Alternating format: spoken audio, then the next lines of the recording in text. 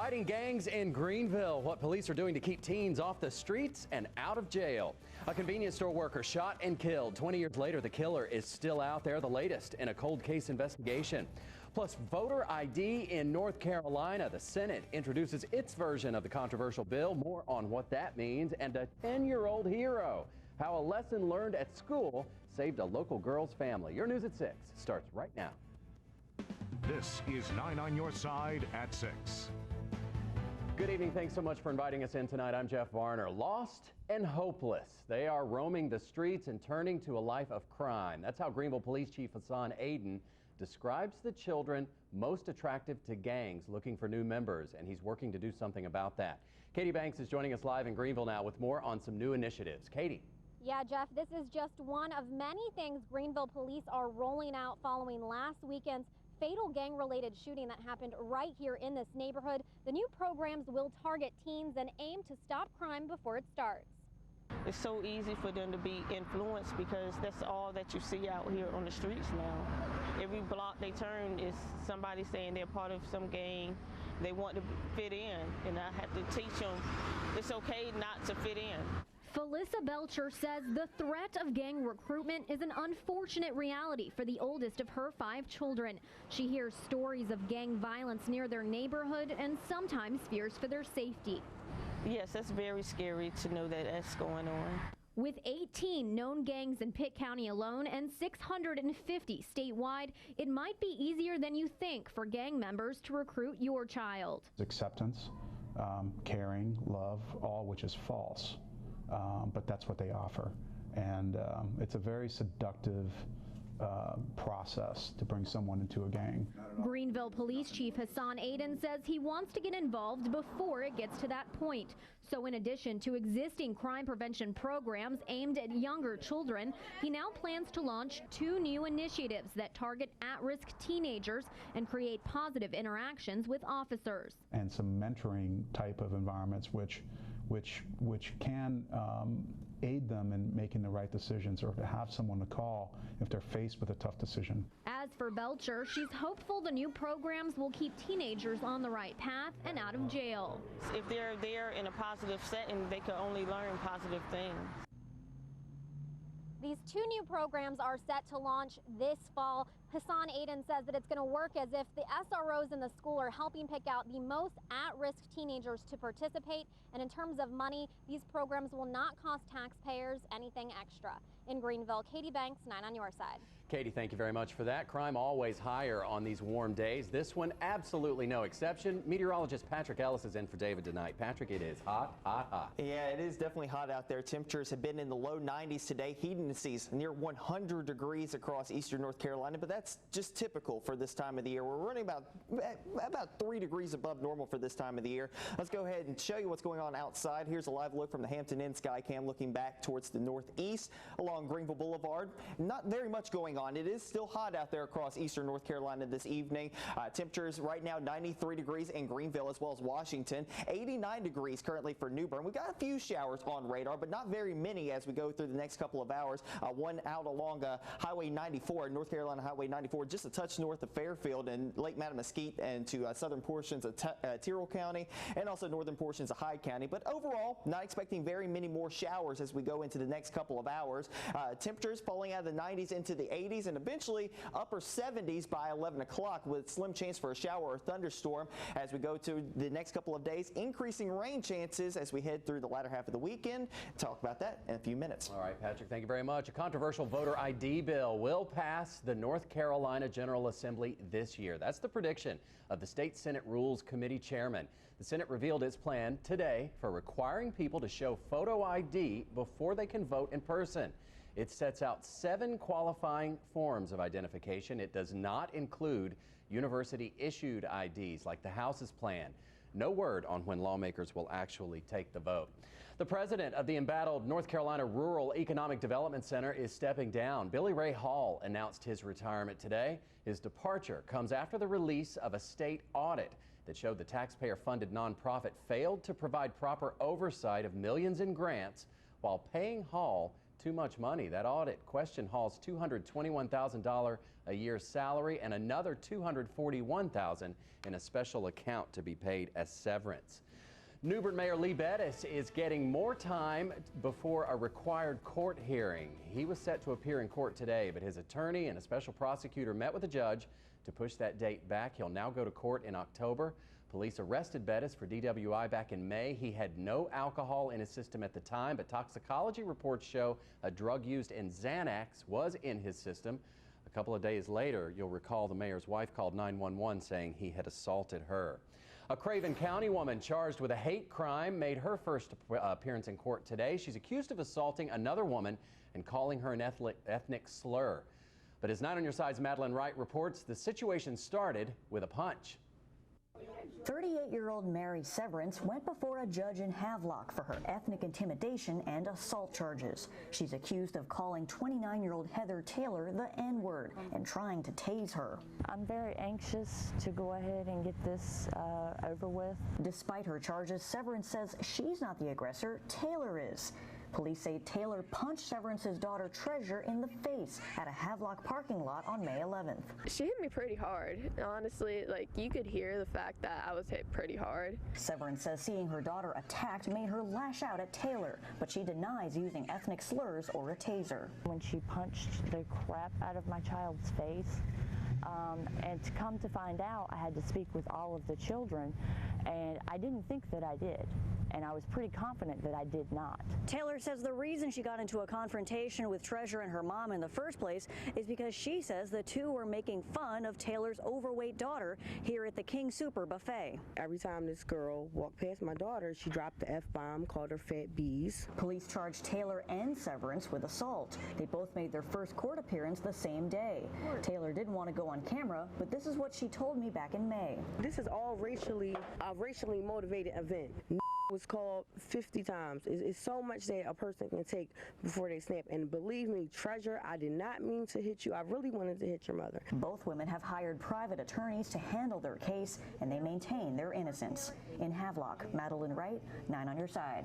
Now, Taylor says she threw the punch to defend herself against Severance's taser, but Severance says the taser was actually a stun gun, and she only pulled it out after Taylor punched her daughter. A 65-year-old woman shot and killed as she worked to support her family. It happened in the close-knit Martin County community of Beargrass. Audrey Leggett's death still haunts the people who knew her. 20 years later, it is a case unsolved. 9 on Your Side's Kristen Hunter is turning up the heat on a case that's gone cold.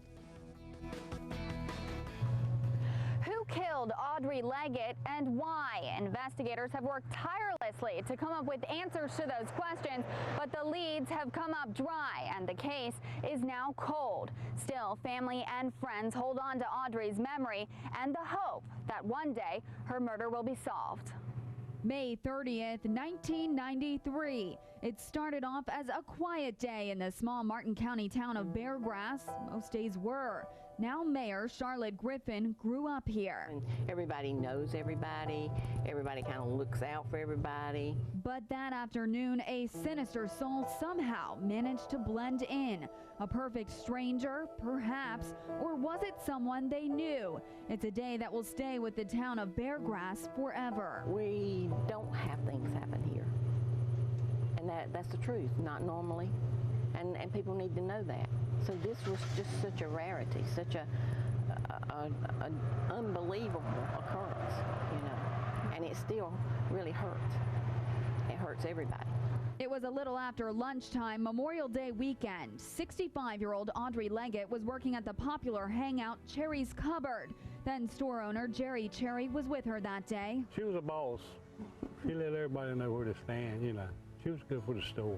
A single mother of 3, Audrey's son Herbie Leggett remembers her as the head of the household. His father died in a tragic car accident when he was just 17. She was a people person. I mean, she really loved it. She worked, but she really loved it. And tried to get her many times to just stay home. But Audrey would never get the chance to stay home. She would never get the chance to rest. You see, on that quiet day in May, Jerry went out for a little while, leaving Audrey to man the store. A short time later, the phone rang. It was Audrey's daughter, Judy. Mama said, hold on just a minute. click, and that was it. Audrey was dead. And they drug her all the way back into the back. We going to the cooler, and then they shot her. Shot several times, a couple $100 missing from the register. Customers would eventually find her. Word travels fast in Beargrass. Soon, dozens of people lined up outside the store. Charlotte Griffin was one of them. You were thinking, oh my goodness, how could Audrey be dead? You know, I mean, somebody just killed her, you know, and you're upset. You're just devastated. And then in a minute or two, you're thinking, well, I wish I could get my hands on whoever did it, you know, because this is awful. This is senseless. After the initial shock wore off, questions remained. I mean, why her? Why that? I mean, what reason did they have to do that just for that little bit of money they got? If they just, you just had to know that the person that you did that to, what they had gone through in their life and struggled and sacrificed, they deserve so much better than what they got. How could this happen in their little town? How could somebody do this to their mother and friend? How could they walk away in the middle of the day unnoticed? And I feel like whoever done it knew her. At that time, there was no surveillance in the store. Deputies searched for days, questioning anyone who might have been in the area. We did a traffic check the next day because we thought there's a lot of traffic goes through the Beargrass Road going to Greenville and back and forth. The search came up empty. 20 years later, still no answers. Subtle reminders still linger. The old Cherry's cupboard still stands, a bullet hole still in the freezer door, and the emotions still raw. Never really goes away, huh? No. It's empty, but you don't never go away. It's been especially hard on Audrey's family. It's not like it was 20 years ago, but it still hurts. And the need to know what happened is still there. One day, the Leggetts hope to have answers. Sadly, when and if that day comes, Audrey's daughter won't be there. She passed away from a cerebral hemorrhage 2 years ago. She never got over it. I mean, every day she's crying about it. Until they meet again. We're still hoping. She deserves more than what she got. She deserves to know. We deserve to know. Investigators believe someone somewhere knows something about Audrey's murder. Whether you were driving through the area at the time or you live in Beargrass, they say tips are what's eventually going to solve this case. Now, if you have any information, we put links and numbers on our website, WNCT.com. In Beargrass, Kristen Hunter, 9 on your side. Now, there is a cash reward for anyone who provides information that helps investigators find and arrest that killer. Someone having a heart attack needs your help, and saving them is a skill we all should know. But a new CPR method might do the trick without having to rush anybody to the hospital. It's called Pit Crew CPR, and it just might save your life. We'll show it to you coming up. While it's hot, the rain chances stay low, but when it gets cooler, the rain chances go high. Details on that in just a minute.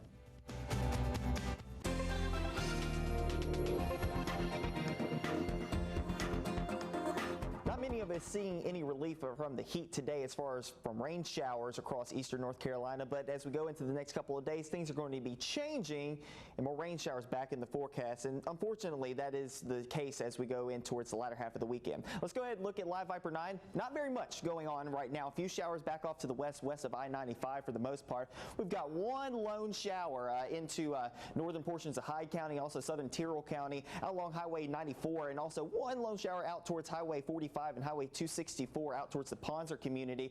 These are just kind of hanging around into portions of Hyde County this evening. Not very much going on as far as the rain shower activity is concerned across eastern North Carolina. In the meantime, it's hot. 93 degrees currently for Greenville, 93 for Kinston as well as Wilson and Washington, 85 degrees currently for Morehead City, 88 currently for Jacksonville. Dew points in the low 70s. It is muggy out there, and that's helping the heat indices to be up near 100 degrees right now. 101 degrees at the 6 o'clock hour here in Greenville, 105 right now in Washington, 96 for New Bern, 94 currently for Jacksonville and Onslow County. Otherwise, it's going to stay hot and humid the next couple of days, and also isolated storms. Not very many, but there will be a chance for some isolated storms as we go through tomorrow and also for your Saturday. As we head towards Sunday afternoon, different changes are coming our way as we are expecting more showers and thunderstorms back in the forecast. Right now, high pressure is getting control of our weather pattern right now. We're just seeing some showers and thunderstorms back over into the Piedmont and the foothills of the state. High pressure back off to the west and also off to our east, and we're just kind of getting funneled in between. And just what happens with high pressure, it brings down warm weather off of the, it brings down warmer weather out of the upper atmosphere and just sinks it on top of us. That's why we're not seeing that many rain showers across eastern North Carolina this evening, and won't be seeing that many as we go into tomorrow as well. As we go through your precision forecast, we'll see temperatures falling into the low 70s, maybe some mid 70s inland along the coast, middle and upper 70s, partly cloudy skies, some patchy fog to start tomorrow morning. Then the clouds start to billow up during the afternoon hours. A few stray showers during the afternoon, high temperatures, low 90s, and heat indices likely near 100 degrees once again in the coastal areas into the middle 80s. As the sea breeze starts to make its way inland, maybe a few showers starting to crop up right along that sea breeze front, but otherwise we're not going to be looking for many showers and thunderstorms. Taking into Saturday, and we're not going to be seeing very much for Saturday, but as we head towards Sunday, more showers and thunderstorms start to crop up as we get a deep southwesterly flow across our area. Stationary boundary moves into the area, and that's going to keep rain chances in the forecast, unfortunately, as we head into the first portion of the week. So looking at the forecast, 92 for tomorrow, 90 for Saturday and Sunday, but the cold front starts to move in here as we head towards Sunday afternoon. You see the rain chances also increase as well as we head into Monday, Tuesday, Wednesday, and Thursday. They're not going to rain all day, but it's going to be more scattered activity, and when they do come down, it's going to be heavy at times, and unfortunately with the river situation that we have going on right now, it's not going to help that at all. All right, Patrick, thank you very much for that. Next at 6, a lesson taught in school helped save a local family. What one young girl did that has people calling her a hero, and it's all thanks to a few special clowns. Plus, local first responders put a new CPR method to the test, how pit crew CPR works when every second counts. Stay with us. Some call it unconventional, but it's a new CPR method experts say could save your life if you've gone into cardiac arrest. 9 on your side's Alex Friedman's learning much more about this. Paramedics have put it into practice. What's it all about? Yeah, Jeff, it goes by a lot of different names, but here in the East, they're calling it pit crew CPR. Not because of Pitt County, but because of it kind of resembling a NASCAR pit crew. So it's basically a hands-on continuous compression CPR method, now backed by the American Heart Association. Greenville emergency responders walked me through the process today, and it's unconventional because responders will no longer rush you to the hospital if your heart stops. With pit crew CPR, they'll either revive you on scene or pronounce you dead. This patient's greatest chance of survival is for us to stay on scene and work him here instead of taking the time to interrupt compressions and then transport to the hospital. Now, EMS crews say you can practice the new CPR method at any Greenville fire station. They can't certify you, but practice makes perfect. And it's important to point out that they say any CPR is better than no CPR. So if you're certified in the old method, don't stop using it. Alex Friedman, 9 on your side. Always a good skill to have, Alex. Thank you. A 10-year-old girl is being called a hero after saving herself and her mother when their house caught fire. It happened this morning around 4:30. That fire broke out at the home on Arthur Street. Zora Johnson smelled the smoke, woke up, got herself and her mother out of that house. She says she remembered her fire safety lessons she learned from the Greenville Fire Education Clown Team. She knew 2 ways out of her house. She knew 2 ways out of her bedroom. So when she woke up, she immediately went to find her mother and opened the bedroom window, climbed out of the bedroom window, and she and her mother were able to escape unharmed. Now, there was not a working smoke alarm in that house. Greenville firefighters will now be going door to door offering free smoke alarms to people who need them. Contact Greenville Fire and Rescue if you'd like them to stop by your house. Pitt County Post 39 advanced to the Area 1 Championship Series last night. How they found a way to beat Wilson for a 3rd straight time. Cliff Pyron in that story next in sports.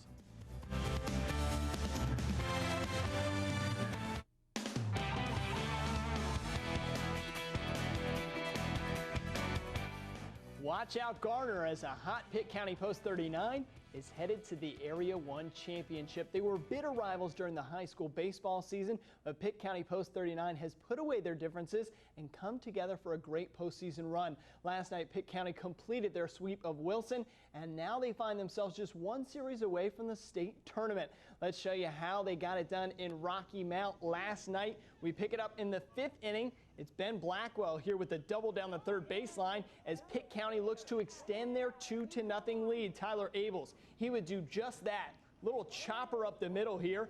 The throw gets away from the first baseman, so Blackwell scores, making it 3-0 Pitt. So we go to the 6th. Wilson gets back into this one. Nick Cole with the RBI. That cut the deficit to 2. So it's now 3-1. Wilson would later tack on another run, but it wouldn't matter because Pitt was hitting the ball at all the right times. Aaron Clark with the single there. Then the next batter, he's Kyle Cross. He's been hot in the postseason. It's a gapper to left, and big Aaron Clark would hustle home to score. That made it 4-2. Post 39 would go on to win 5-2. Thomas Conlon went 8 1/3 in the win, and that Area 1 Championship Series will now start Friday with Pitt County traveling to Garner. In golf, the 3rd major championship of the year got underway this morning in Scotland, and after round 1 of the British, it's former Masters winner Zach Johnson who holds the lead. To Muirfield we go for the Open Championship. We pick it up on the 2nd hole with Phil Mickelson, lefty, the birdie to get to -2. He would finish with that same score. Move ahead to the 5th hole now.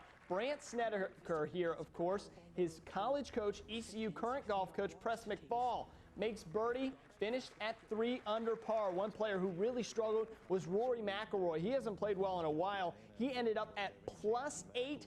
Just a terrible round for him. Here's your leader, Zach Johnson. A bomb of an eagle here at the 5th hole. A great read, great putt. He gets to -3. Then check out his tee shot. The par 3 7th, 181 yards with a 5-iron. Zach's not as long as many of these guys out there, but he's a great fit for this golf course. Lands about a foot from the hole. He would make birdie, finished all by his lonesome at -5. And how about Mark O'Mara? Tom Watson came close to winning this tournament a few years ago. Maybe this year it's O'Mara's turn as far as the old guys go. Makes eagle on 17. He got to the clubhouse at -4. And what's a golf highlight without Tiger Woods? Played in rough afternoon conditions, still had a heck of a round. That is birdie on 4. Then the birds would chirp again on 10. He finished at -2, just 3 shots back of Zach Johnson. Back with more news and weather right after this. Here's a last look at your 7-day forecast. Looking good for us for tomorrow. Isolated chance for a shower or thunderstorm. Still hot. Temperatures in the low 90s. Heat indices likely right around 100 degrees. Higher rain chances and lower temperatures as we head through the latter half of the weekend. Unfortunately, we don't need any more rain. No, we don't. It's soggy enough. Muggy, thick air. We'll see you tonight at 11. Have a